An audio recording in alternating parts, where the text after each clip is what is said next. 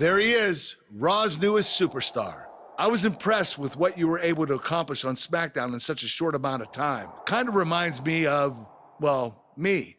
Thanks, Kurt. I hope there are no hard feelings that I didn't initially sign with you. None whatsoever. We're just lucky to have you here on Raw now. So what's your plan tonight? Going to sit back and get a feel for things? I didn't get here by sitting back and waiting for something to happen. No, I guess not. You'll be seeing me out there sooner than you think, and in a very big way.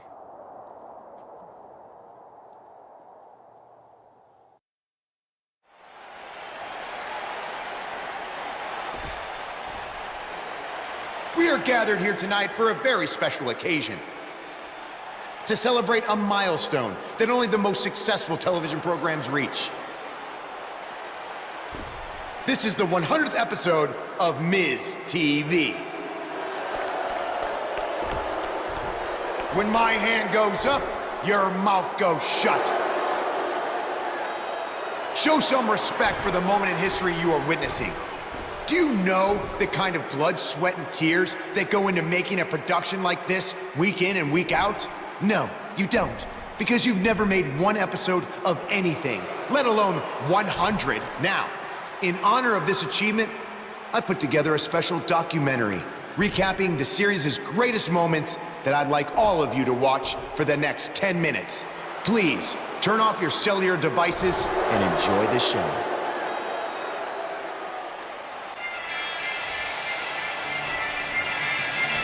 Apparently, this is what Buzz meant when he talked about making a big debut on Raw. This is unbelievably disrespectful to the Intercontinental Champion. But from what we've seen in the past from Buzz, I'm really not surprised. Hey, maybe he wants to congratulate The Miz on making it to 100 episodes. I doubt it.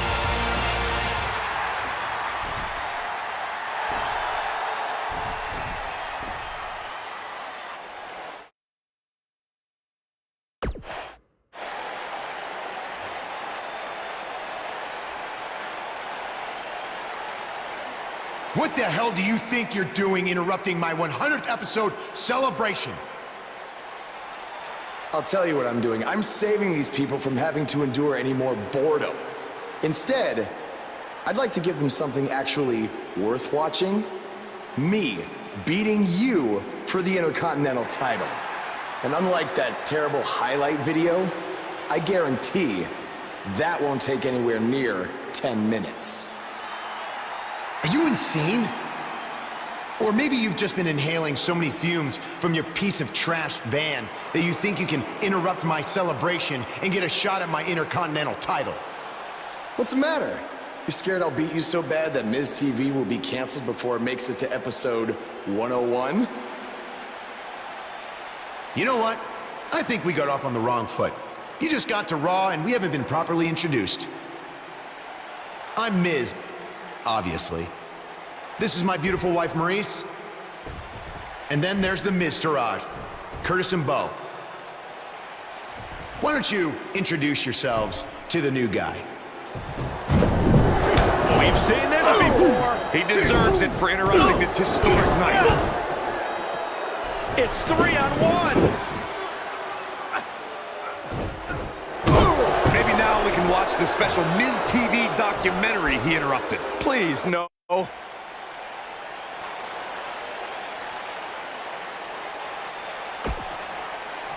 Welcome to another edition of TV's longest-running weekly episodic television program, Monday Night Raw. Hello, I am Elias. I've got one question for everyone here tonight. Who wants to walk with Elias? Now, last week we had a newcomer arrive on the scene and challenge The Miz. He quickly learned that in WWE, if you mess with the bull, you get the horns. And when I say WWE, I am referring to the WWE that stands for Walk with Elias. We got a new guy here named Buzz, who got beat down by The Miz. If you ask me, it's only a matter of time before he's out of the biz. He drives around in an old crappy van like a homeless man. He reminds Elias a lot of all you dirt poor fans. I never thought I'd be happy to see Buzz, but if it's to interrupt Elias's music, I would welcome an earthquake. Seems like Buzz isn't a fan either.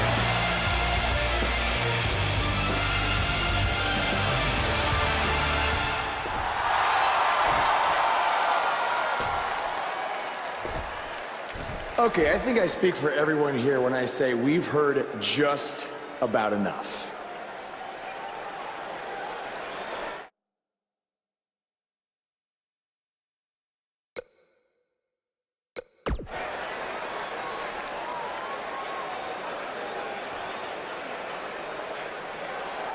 Well, other than that atrocity of a song, I don't have a problem with you.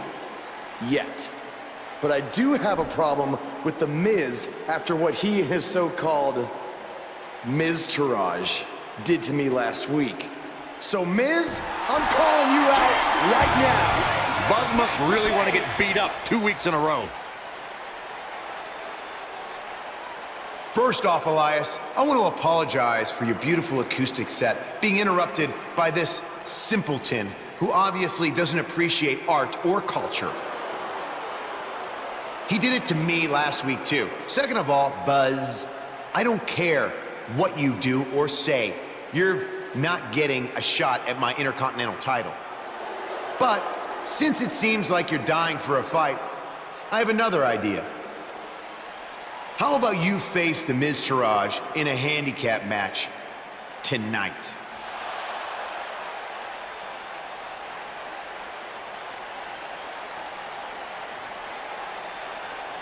You know what? Sounds good. In fact, why not add Elias to their team too? Then I can beat all three of them and show the WWE Universe what a fighting champion is supposed to look like. You are dumber than you look. I second that.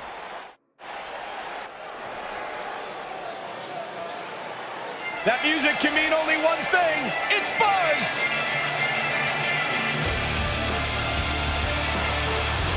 Making his way to the ring from Austria, weighing in at 255 pounds, El Jefe. There's been a lot of coverage on Buzz's falling out with Baron Blade, but less is known about Buzz's other mentor, his father. I do know, however, that Buzz has an old saved voicemail from him that he uses as motivation before his matches. Sacked, you've been snooping through people's phones again. No, Buzz told me about it, I swear.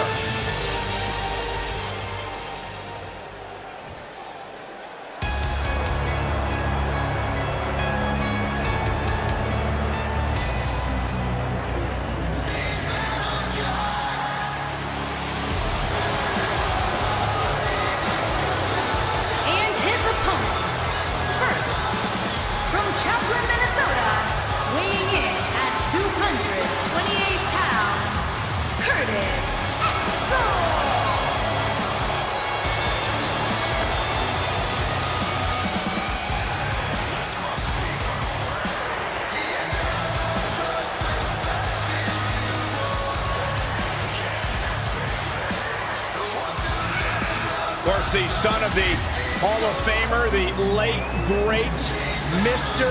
Perfect. Tremendous pedigree for this young man, a third-generation superstar. And all the confidence in the world.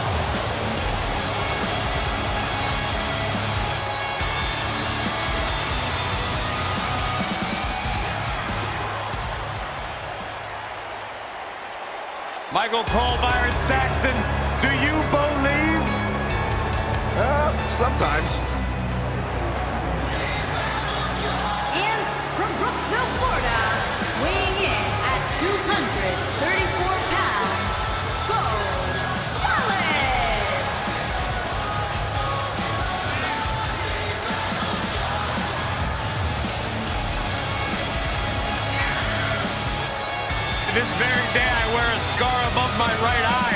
the skull of Bo Dallas. A tough, tough individual, surprisingly strong, deceptively fast. A third-generation superstar with a bright future. And one of the most braggadocious superstars you'll find in WWE.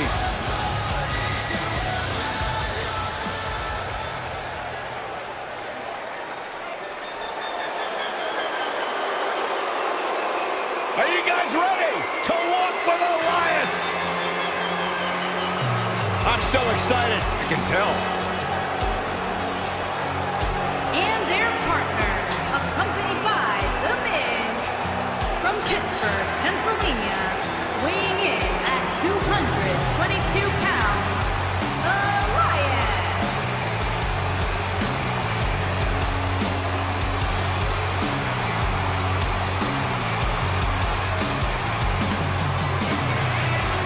It's nice to see Elias isn't wearing his grandmother's kimono tonight. You know what WWE stands for, right? Oh, go ahead. We want earplugs. Walk with Elias.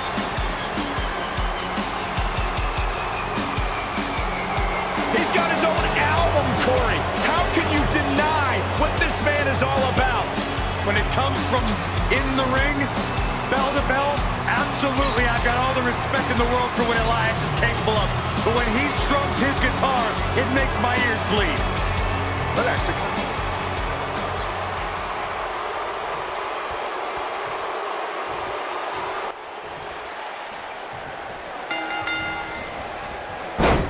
my colleagues may have harsh opinions about Elias's musical talents, but I see Elias as a man who's just born to run all over WWE.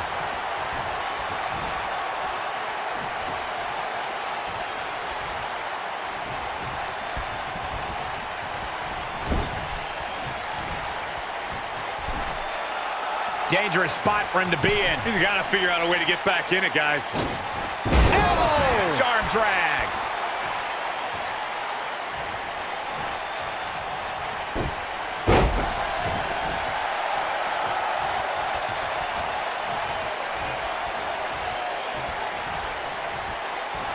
he lands the strike with great accuracy.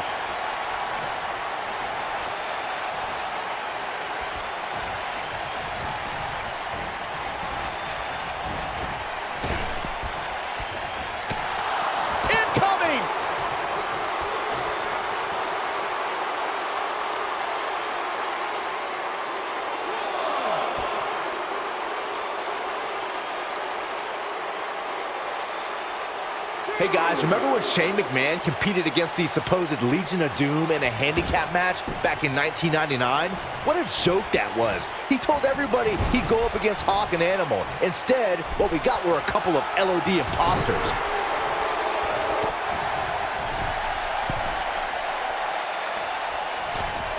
Bad move there. I don't know what made him think that was a good idea.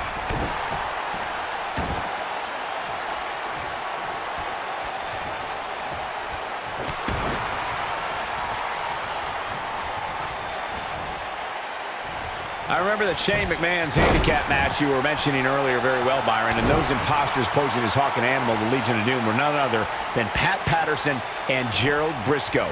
Or should I call them the Stooges? No, you shouldn't call them the Stooges. Have a little respect, Cole. We're talking about two Hall of Famers here.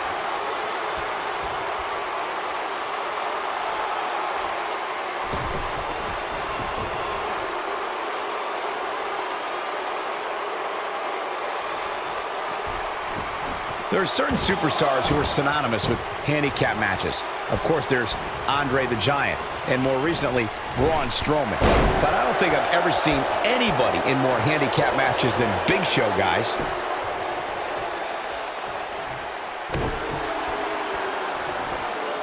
Hits him with a fist now.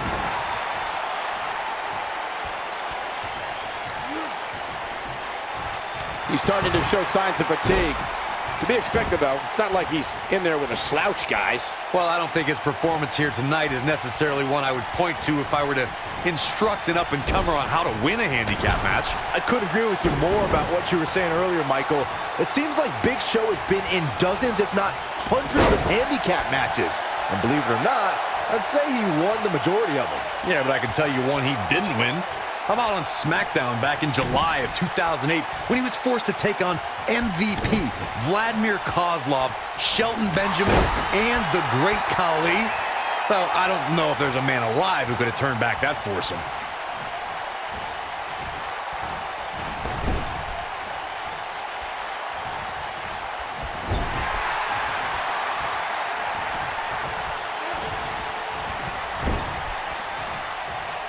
I always loved a good handicap match growing up, especially when you'd see Andre the Giant go up against 2 or 3 jabronis.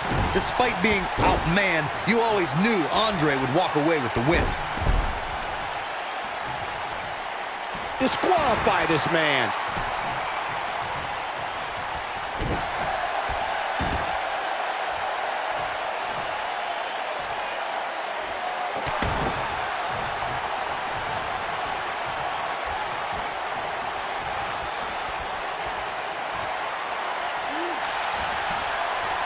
Andre the Giant really was the king of the handicap match, as Corey was saying earlier. And he also made quite a name for himself competing in battle royals, as you would suspect. See, Elias with the early cover. Wasted no time. Buzz with the easy kick out. Way too early.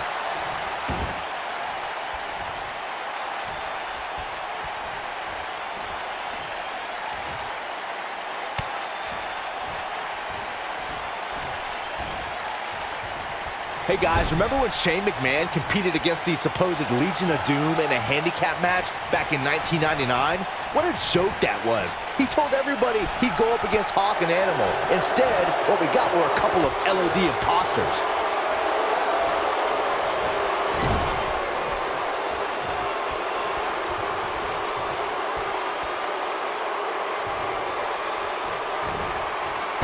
he's struggling a bit here. He's always up for a challenge, and tonight is no different. Handicap matches are all about the odds, Cole, and sometimes understanding and navigating those odds correctly, as fair or unfair as they may seem, can make all the difference in the world. I remember that Shane McMahon's handicap match you were mentioning earlier very well, Byron, and those imposters posing as Hawk and Animal, the Legion of Doom, were none other than Pat Patterson and Gerald Briscoe. Or should I call them the Stooges? No, you shouldn't call them the Stooges. Have a little respect, Cole. We're talking about two Hall of Famers here.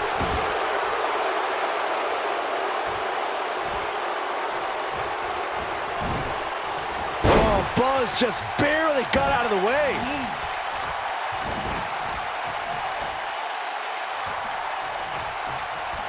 What is Buzz? Oh, man. But he's got to capitalize now. He hits it. Buzz brings everyone to their feet. Will Buzz be able to... He hits it. Buzz brings everyone to their feet. And the odds just swung in Buzz's favor. Things don't look good for Curtis Axel. We've seen some pretty lopsided handicap matches over the years. And one that stands out in my mind, well, it might just be the 2010 encounter that saw John Cena take on 6 members of the Nexus.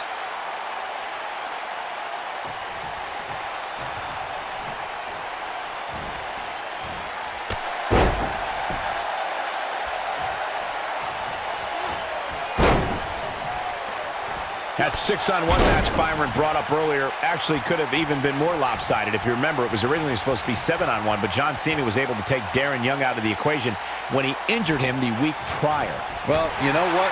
He should have kept taking Nexus members out, because even without Darren Young, the Nexus was able to accomplish their goal that night, defeat John Cena.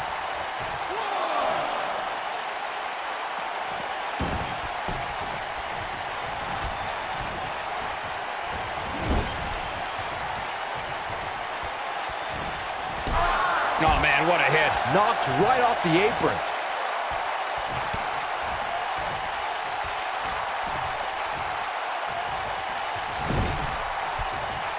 You got to think about using the finisher here pretty soon, I would think. Just pick up the win and move on. There's no need to keep this thing going longer than necessary. Double slingshot suplex. The end may be near, folks. He's absolutely running on fumes right now. I'm not sure he has much left. If by some miracle he goes on to win this match, we'll be talking about this comeback for generations to come. Incoming. That one fails to connect. Great idea by him. Too bad it was awfully executed, though. Elias definitely in a tough spot now. It appears his opponent has his number right now. Good point by Byron earlier. If there's an opening to execute the finisher, you got to take it. The last thing you want to do is let your opponent hang around for no reason. I can tell you, bad things happen when you do that. If you don't believe me, just go back and watch Skip versus Barry Horowitz from 1995. I remember that like it was yesterday, Cole. Instead of putting Horowitz away, Skip thought it would be a good idea to do some mid-ring push-ups.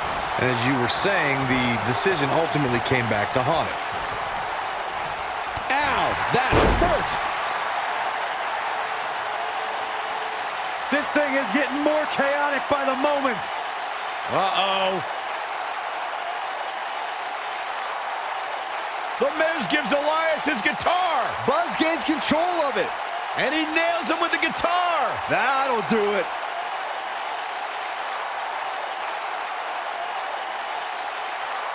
Here's the cover. Does he have him here? There's one. There's two. He got him. What an incredible victory.